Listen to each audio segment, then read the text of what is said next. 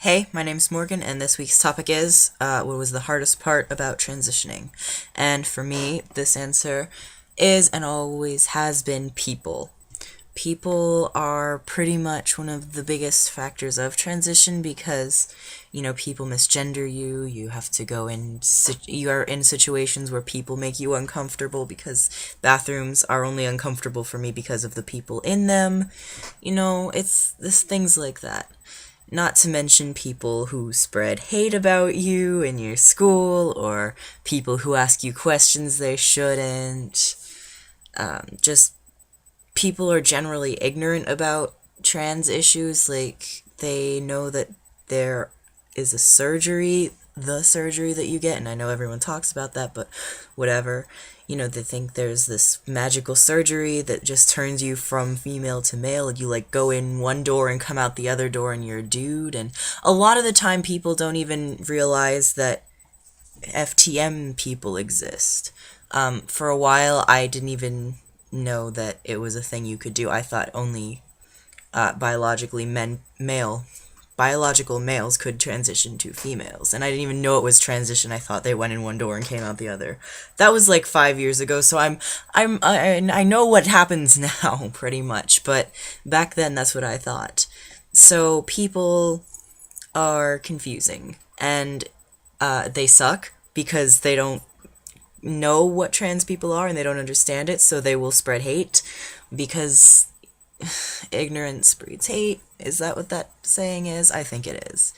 Anyway, so there's that. And I, personally, have always had an issue with talking to people. I would make my parents order Subway for me for years. One time I cried because it was the first time that I had to do it for myself. I had to tell them what I wanted on my sandwich, and I cried. I did. I, like, sat on the floor and cried. I was not a people person, and I'm still not a people person. I talk a lot for someone who's not a people person, and I have a lot of friends for someone who's not a people person. But I'm not a people person, I guess you could say, which is really weird. I don't even know how I have all the friends I have. Like, most of them aren't, like, close friends. They're just mostly acquaintances who like me for some reason. One of the things that makes me uncomfortable when I'm talking to people, like my family, is bringing up transition and what it's doing, because obviously there are some things that have been changing and people have been noticing that.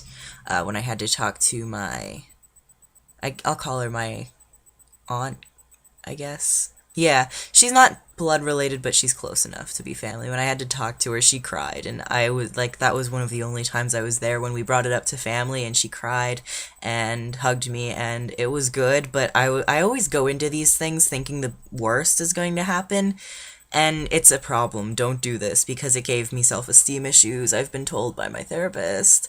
But I used to make sure that I would go into a situation expecting the least out of the situation so that when it ended up being the worst outcome, I wouldn't be disappointed, which is not a good thing to do. Go into things expecting good things, I guess, but not from people who you won't expect them from. Like my uncle, I'm pretty sure he's gonna disown me whenever he finds out that I'm trans, because he lives in North Carolina and doesn't have to know right now.